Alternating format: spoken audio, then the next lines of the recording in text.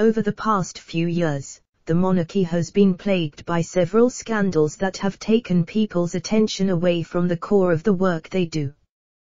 Prince Andrew has come under fire for his friendship with convicted paedophile Jeffrey Epstein and made things worse with his disastrous interview with BBC Newsnight.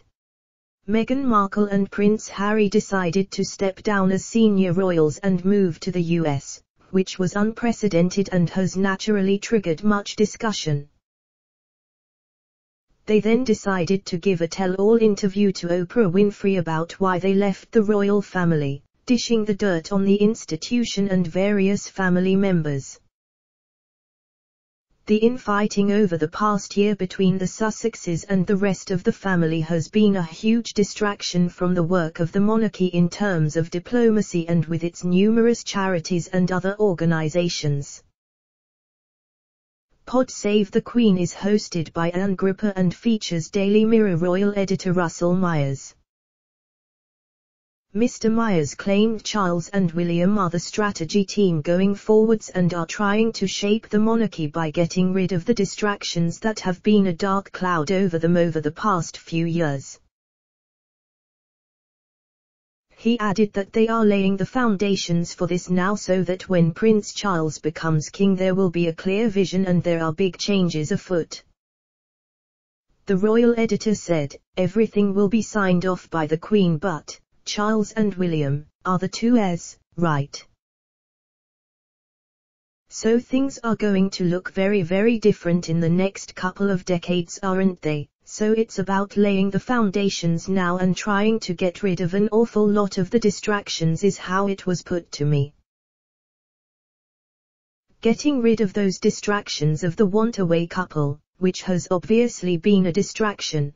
The distraction of Prince Andrew's controversial dealings with Jeffrey Epstein, which are not going to go away.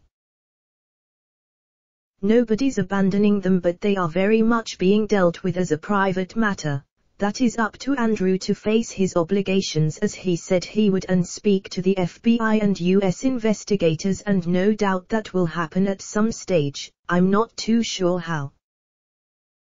But in terms of what we are doing running the business of the monarchy, William and Charles are front and center with that, and there are going to be some big changes afoot.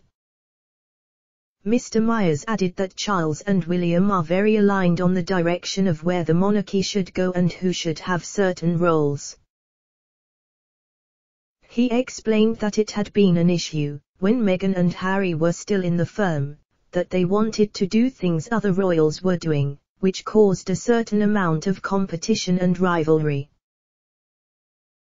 Charles and William want to cut all that out and have all the royals pulling in the same direction.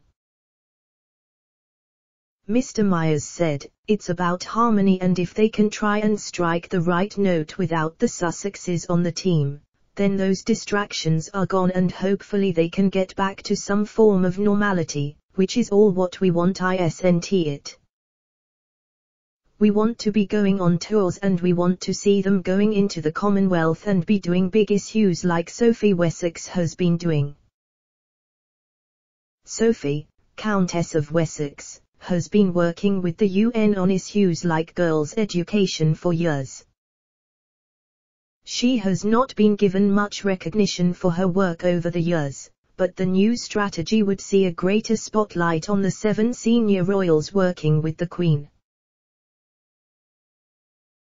These 7 are Charles, Camilla, William, Kate, Anne, Edward and Sophie.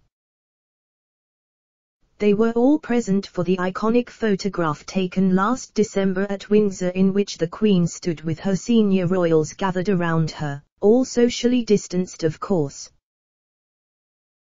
Given her old age, she turned 95 last week, and her bereavement, her husband of 73 years, Prince Philip, died in April. She will be needing ever more support from these family members. It is understood that the Queen is going to be doing more joint engagements and that they will each be taking on more responsibility in terms of royal patronages.